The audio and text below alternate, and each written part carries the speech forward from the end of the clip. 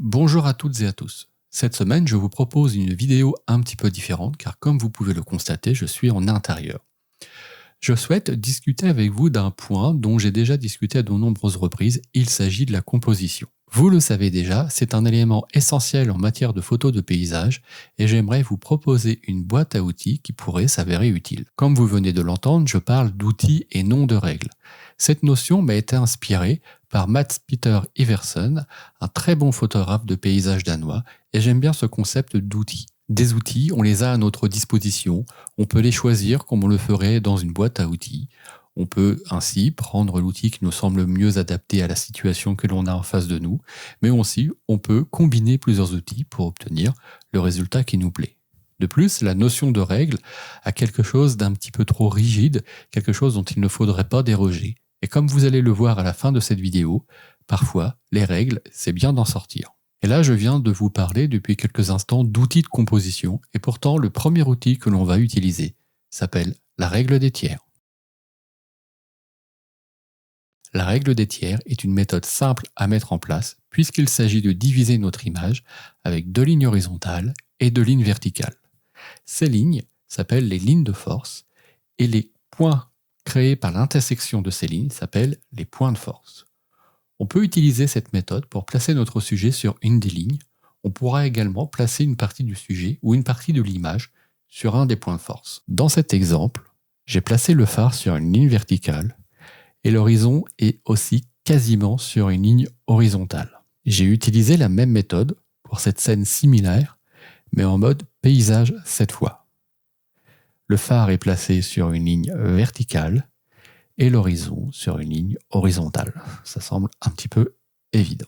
Voici un autre exemple où j'ai placé la limite de champ sur la ligne de tiers inférieure et la grange à l'intersection avec la première ligne verticale. En procédant ainsi, il n'y a pas trop de doute sur le sujet de notre image puisque notre œil est assez naturellement guidé vers la grange. Dans cette image, j'ai utilisé le même principe en plaçant l'aiguille sur une ligne verticale. La règle des tiers permet d'obtenir des compositions harmonieuses. C'est une méthode efficace, mais dont il faut parfois s'affranchir pour éviter d'obtenir des images trop semblables.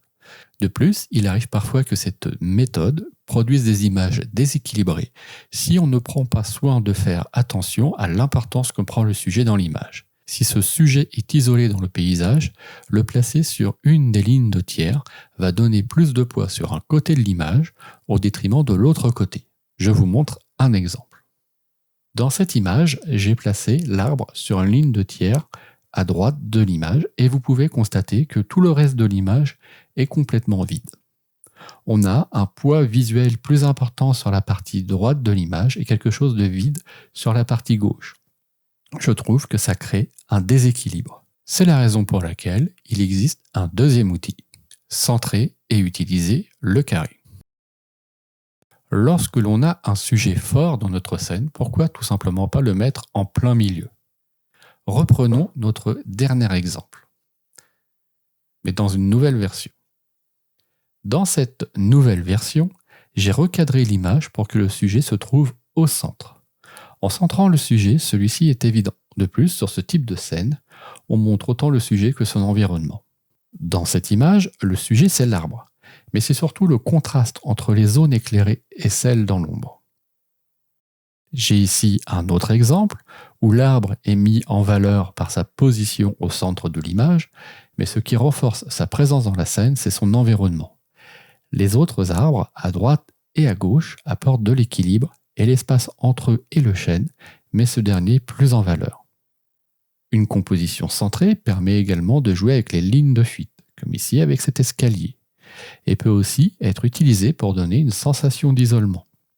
Ici, j'ai placé l'arbre en plein milieu, sans aucun autre sujet à proximité. Donc, il se retrouve seul dans la scène.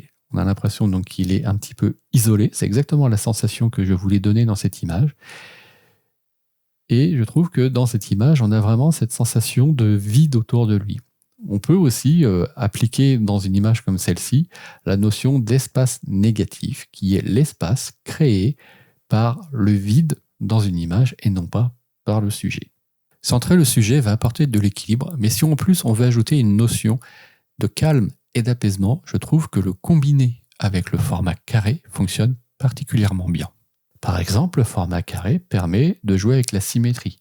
Ici, le nœud dans les branches est placé en plein centre de l'image.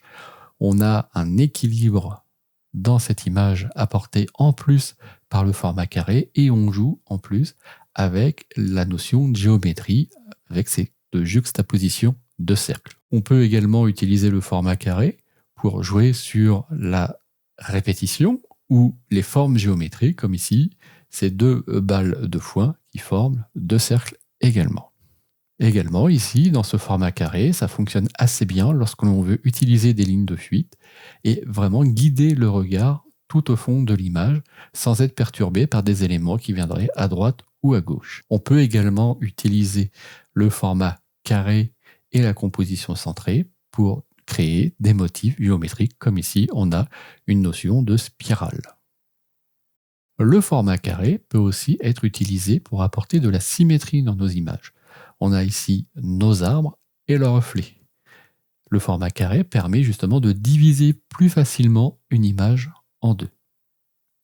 On retrouve cette notion de symétrie dans cette image-là entre le petit pont et son reflet dans la rivière. Le cadre dans le cadre. Voici un outil qui donne de bons résultats puisque l'on va utiliser des éléments en dehors de notre sujet pour mettre en valeur celui-ci. Je vous montre quelques exemples. Le sujet dans cette image, c'est l'arbre qui se trouve au milieu. Il est encadré par deux autres troncs. Et l'espace qui reste autour du tronc est d'autant plus mis en valeur par les gros troncs qui sont à gauche et à droite. Et je trouve qu'ici, cette notion de cadre dans le cadre fait, à mon avis, bien ressortir notre sujet. On retrouve le même principe dans cette image, où les arbres à gauche et à droite encadrent les trois du centre. Ceux-ci se retrouvent également isolés au milieu du champ de Jacinthe des Bois. Et donc, ce cadre dans le cadre va vraiment guider le regard vers le sujet. On peut également utiliser la notion de cadre dans le cadre, comme ici, pour apporter une petite touche d'originalité. Dans cette photo, j'ai utilisé les arbres à droite et à gauche, ainsi que ceux qui se trouvent en arrière-plan, pour mettre en valeur le sentier. Ici, il y a plusieurs éléments qui peuvent jouer comme cadre dans le cadre. On a les deux arbres à droite et à gauche, et la fougère en bas, et la branche en haut, qui viennent encadrer la trouée dans la forêt. Ici, la notion de cadre dans le cadre est renforcée par le contraste qu'il y a entre les zones claires et les zones foncées. La notion de cadre dans le cadre nous permet de guider le regard du spectateur dans la scène, ce qui nous amène au point suivant, les lignes directrices. Dans notre boîte à outils de composition, on va trouver l'utilisation de lignes pour guider le regard du spectateur, ce qui va être utile soit pour l'amener vers le sujet, soit pour lui faire parcourir l'image. Je vous montre un nouvel exemple. Dans cette image, les trois arbres guident le regard du spectateur de la gauche vers la droite et permettent à ce regard de parcourir l'ensemble de la scène. Ici, les volutes sur l'eau nous amènent à parcourir également toute la scène. Dans cette autre photo, les traces dans le champ guident vers la clôture, qui va ensuite permettre au regard de découvrir le reste du paysage. Ici, le regard est d'abord attiré par la ligne claire de l'eau, puis il suit cette ligne pour parcourir toute l'image du bas vers le haut. Dans cette scène, la ligne créée par la séparation entre les deux blocs de craie guide le regard vers la silhouette plus loin dans l'image. Comme vous avez pu le voir, l'utilisation de lignes directrices va avoir un impact non négligeable sur la force et l'impact de notre image. Mais ça n'est pas tout, il reste encore deux outils à notre disposition. La répétition. Voici un autre outil qui va nous permettre de structurer une image. Des éléments qui se répètent dans une image vont apporter du rythme, mais aussi une impression d'équilibre et d'harmonie. Ceci sera plus prononcé si on prend soin d'avoir des répétitions qui vont par 3. Et pourquoi par 3 ? Si vous avez deux éléments dans votre image, le regard va rebondir entre ces deux éléments et va rester coincé dans une petite portion de la scène. Avec trois éléments dans une image, le regard va passer de l'un à l'autre et ainsi parcourir toute la scène. Je vous montre de nouveau des exemples. Ici, nous avons trois rochers et notre regard parcourt naturellement toute l'image en passant de l'un à l'autre. Si on introduit trop d'éléments similaires dans une scène, on risque de se perdre à l'intérieur. Ici, la scène aurait été plus intéressante et plus construite s'il y avait eu moins de rochers. Là, on est attiré à gauche, au centre, à droite, derrière par les lignes sombres, devant par les petits rochers qui sont au premier plan, et on finit par ne plus savoir où on doit regarder. Il peut arriver que lorsque quelque chose se répète un grand nombre de fois dans une image, on obtienne un motif qui peut s'avérer intéressant. Comme dans cette photo, où les arbres au tronc semblable et les lignes sur le champ créent deux motifs complémentaires qui apportent une touche d'originalité à cette image. Pour finir sur ce sujet, voici un exemple avec une répétition supérieure à 3, mais qui n'apporte pas pour autant de désordre dans l'image. Ceci est dû au fait que ces rochers sont en nombre impair. Nous avons 2 rochers au premier plan et 2 autres en arrière-plan. Celui du milieu crée un lien entre les deux. Regardons ce qu'aurait donné cette photo avec seulement 4 rochers. On a tout de suite une impression de 2 et 2, de 2 fois 2 éléments séparés, et je trouve qu'on perd un petit peu d'harmonie dans ce cas-là. Je vous remonte la photo avec les 5 rochers, et voici la photo avec les 4 rochers. Qu'est-ce que vous en pensez? Depuis le début de cette vidéo, je parle d'ordre, de ligne, de structure, de guide, de ligne. Mais au bout d'un moment, est-ce que c'est pas intéressant aussi d'introduire un petit peu une notion de désordre dans une image? Si c'est bien dosé, le regard ne va pas se perdre dans l'image, mais c'est le spectateur qui va se perdre dans l'image. En fait, l'accumulation de détails va faire en sorte qu'on va s'amuser à regarder un petit peu tout ce qui se trouve dans cette image. Et parfois, ces images un petit peu abstraites peuvent vraiment s'avérer intéressantes. Je vais vous montrer quelques exemples. En jouant avec les textures, on obtient ce genre de résultat, quelque chose d'un petit peu abstrait. On a juste ce petit point d'accroche avec ce petit bout de coquillage qui se trouve dans l'image. Voici un autre exemple où on joue plus sur les textures et le noir et blanc vient justement mettre ceci un petit peu plus en valeur. On a quelque chose d'abstrait, on n'a pas de sujet de particulier. Je trouve qu'on a assez vite fait le fait de regarder cette image et de regarder un petit peu tous les détails qui s'y trouvent. Les plages à marée basse sont aussi des sujets très intéressants lorsque l'on souhaite faire des photos un petit peu abstraites, et les formes dessinées par la marée descendante sont parfois vraiment très intrigantes. On peut également s'amuser avec des techniques de prise de vue, comme ici j'ai fait une pause longue, j'ai fait une rotation sur le trépied, pour avoir ce mouvement de caméra intentionnel qui va créer ce flou et qui va rendre la photo assez abstraite, mais néanmoins, je trouve le rendu plutôt intéressant.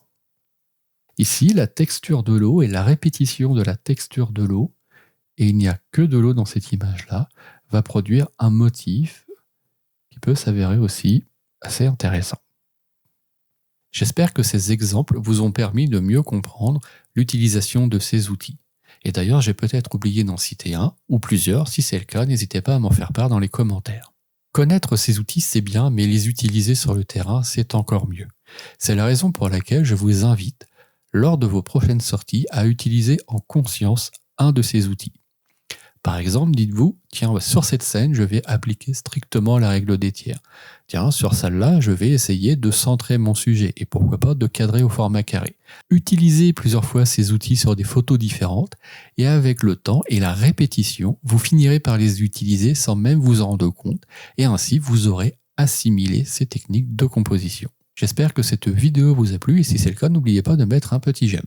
Je reste bien sûr ouvert à toutes vos remarques ou vos questions à travers les commentaires et je me ferai, comme d'habitude, un plaisir de vous répondre. Eh bien, en attendant de vous retrouver pour une prochaine vidéo, cette fois-ci en extérieur, je vous souhaite une très bonne semaine et à bientôt. Salut!